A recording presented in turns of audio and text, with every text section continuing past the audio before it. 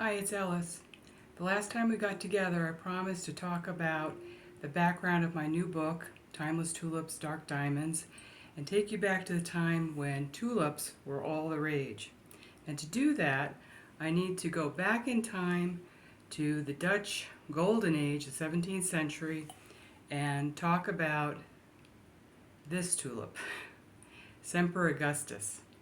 This is a remarkable tulip associated with Tulipmania, the boom and bust market of tulips, and some of the canal houses behind me, because this little bulb, at the height of Tulipmania, one bulb sold for the cost of one of these houses. So it's kind of an amazing story, and it frames the background of my book. So let's go back and talk about how the tulip, which is something that we associate with the springtime, you see them all over, and they're a relatively inexpensive flower today, came from Turkey and spread to the West and became marvelously popular. Back in 1554, an ambassador was sent from the courts of Europe to Turkey. And this ambassador got to see lots of different cultivars and species of flower that had never been seen before. And one of those was the tulip bulb. And he saw these bulbs and he started sending things back to Europe. Tulips, lots of other things, seeds. So he sent these tulip bulbs back. And eventually some of these bulbs ended up in Vienna, and then eventually into the Low Countries, Holland and some of the other countries. Some of these bulbs ended up in Leiden, at the University of Leiden, and there was a man named Carolus Clausius, who was a French botanist who was working at the university at the time, who became fascinated with them. And Carolus Clausius worked with these bulbs for quite a while before he got a very stable bulb that would be adapted to the lowland countries. So tulips originally came from areas of Turkey and eastern areas, and they were adapted to high arid mountainous areas, extreme temperatures. And so when they came to the low countries, where it's very wet and it can be hot and humid, those bulbs didn't necessarily survive well in Holland, and they certainly didn't thrive. So they had to be adapted, and that took Clausius quite a while to do that. But eventually he got stable bulbs, and he started to pass them around, and they started to be seen, and they became very popular. Of course, the first bulbs were pretty much this kind of bulbs that we see here in the background. They were one color, solid colors, but a lot of different colors.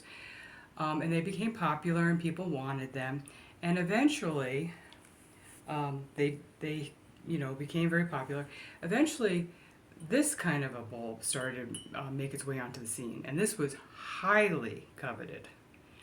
This Semper Augustus, which had the flaming flares of red on a white background, and there were other colors too, but this one traded at the highest price.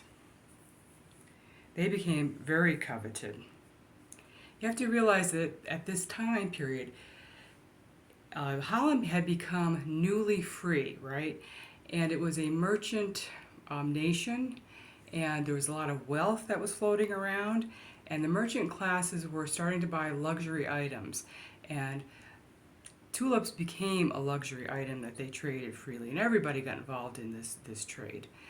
At first, bulbs would be traded bulb to bulb for money, this kind of thing. But eventually, promissory notes were passed. Eventually, catalogs were created, and people could pick out of catalogs what they wanted. And really, traders and buyers didn't necessarily see the bulbs. It was a highly speculative market. And the years for Tulipmania basically ran from 1634 until February 1637, so a fairly short market. And then something very odd happened. In February 3rd, all of a sudden, nobody would buy tulips. The market had reached its height, and then suddenly there were no buyers. The market crashed. By May, bulbs were worthless. Everything in the ground was worthless. Every piece of paper that was attached to a bulb in the ground was worthless. The commodity had crashed. Now, tulips didn't go out of favor necessarily. We still have tulips today, and tulips are linked to, Holland, to the Netherlands, to Amsterdam, and we still like tulips. But that crazy boom and bust market, went away. Today, we can still get lots of different variants of tulips. I wanted to talk a little bit about this one because this was, really associated with the craze. This tulip, we now know, was an unstable tulip. It was caused by a virus that came from lice, and so it infected the bulbs. The bulbs were all diseased, and we have no tulips that are Semper Augustus today. But you will still see things that look like Semper Augustus and many, many different varieties. You'll see lots of frilled tulips and many, many different varieties of tulips that you can get. And they're relatively inexpensive. So there's nobody today really who wants a bulb, wants tulips that can't have them. That is a luxury item from the 17th century that everybody can have today. And we still love tulips. So I just wanted to give you some background for how something we have commonly in our everyday experience was such a coveted thing at one point in history. And it does form the background of Timeless Tulips Dark Diamonds, because Annika, the girl who's pictured here, and she's pictured really, these are modern tulips, her family comes into money through the tulip trade, but they get out of the market before the bust. So they're kind of very lucky that they anticipate that this is not going to last forever. And there were people that were like that got out before the bust, and they had the nice canal houses and they, maintained them.